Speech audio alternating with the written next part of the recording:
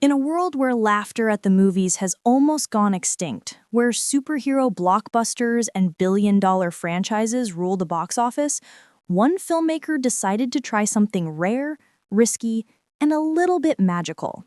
This is Good Fortune, Aziz Ansari's bold directorial debut, starring himself, Seth Rogen, Keke Palmer, and Keanu Reeves, a modern-day fable about money, morality, and what happens when heaven itself decides to mess with your 9-to-5 grind. Today, we're diving deep into the story, the themes, and the meaning behind Good Fortune 2025, a film that asks one simple question: what would you do if an angel swapped your life with a billionaire's? Before we even get into the story, let's set the stage. For years, people have complained that Hollywood doesn't make comedies anymore, at least not the kind that actually play in theaters. Once upon a time, every weekend had something new to make you laugh, from Anchorman to Bridesmaids to Superbad. But now, studios are too scared. They think laughter doesn't sell. So when Good Fortune premiered at the Toronto International Film Festival, it felt like a resurrection. Aziz Ansari, yes, that Aziz Ansari, from Parks and Recreation and Master of None, walked onto the stage and basically said, "Let's bring back the comedy movie." And that's what Good Fortune is, not just a comedy, but a statement, a film about work, wealth, and the absurdity of modern life, disguised as a heavenly body swap fantasy. Our story begins in Los Angeles, the land of dreams and debt. Aziz Ansari plays Arj, a once promising documentary editor who's fallen on hard times. He's living in his car, juggling gig jobs just to survive, building IKEA furniture for strangers, delivering cupcakes to rich neighborhoods, and standing in endless lines for people who can afford not to. He's one of millions hustling in a world that rewards burnout and punishes the poor. But Ansari doesn't play it for pity. He plays it for empathy. There's humor in the grind. Arj constantly jokes to himself, narrating his struggles like he's in a low-budget documentary about his own failure. Yet, underneath the laughs, there's this quiet sadness, the feeling that the American dream has been outsourced to billionaires. Then, on the other end of the economic spectrum, we meet Jeff, played by Seth Rogen. Jeff is a tech billionaire whose biggest problems are choosing between sushi or steak for lunch and finding time for his cold plunge therapy. He's a walking cliché of modern wealth, half zen, half zombie, surrounded by people who say yes to everything he says. When Arj briefly lands a job as Jeff's assistant, their worlds collide. Arj gets a peek into a lifestyle so absurd it feels alien. Designer water, $250,000 watches, meetings about manifesting productivity.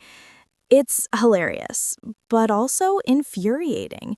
Because Arj isn't lazy, he's just locked out of the system. And somewhere above all this human chaos, someone is watching. Enter Gabriel, played by the one and only Keanu Reeves. Gabriel is a junior guardian angel.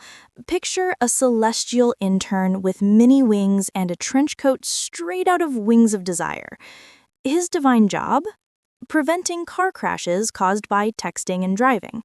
Yes, seriously. But Gabriel is tired. He wants to make a real difference. So when he sees Arj struggling and Jeff wasting his privilege, he decides to intervene. He goes to his boss, Martha, played by the ever-charismatic Sandra Oh, and asks for permission to do something bold, swap their lives for 2 weeks.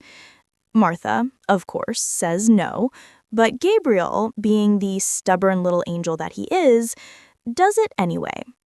With a sprinkle of celestial light and a slightly chaotic miracle, Arj wakes up rich and Jeff wakes up broke. From here, Good Fortune becomes a hilarious and surprisingly insightful what-if story. At first, Arj thinks he's dreaming. He has money, luxury, and power. Everything society told him would fix his problems. And for a while, it does. Suddenly, life is easier. He's confident, respected, pampered. The same people who ignored him now laugh at his jokes. Meanwhile, Jeff, the former billionaire, is in freefall. He's now living in Arj's old car, trying to understand why life feels so impossibly hard for ordinary people. The film uses his downfall to highlight how brutal the gig economy really is, how the system forces workers into constant motion just to stand still. What's brilliant here is Ansari's tone. He keeps it funny, light, fast, and absurd, but he never lets you forget the truth. Society's game of success is rigged. And just when things get out of hand, heaven comes calling. Arj refuses to give up his new life. Why would he? After years of scraping by, he's finally free. But this act of greed, or maybe just survival, causes a ripple in the universe. Gabriel gets caught. His boss, Marta, strips him of his wings and banishes him to Earth as punishment. He ends up, of all places, washing dishes at a Korean buffet. It's one of the funniest stretches in the movie.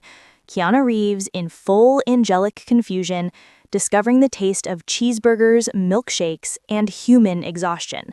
Watching Reeves react to his first chicken nugget is pure serotonin. But beneath the humor, there's a message. Even angels aren't immune to the grind.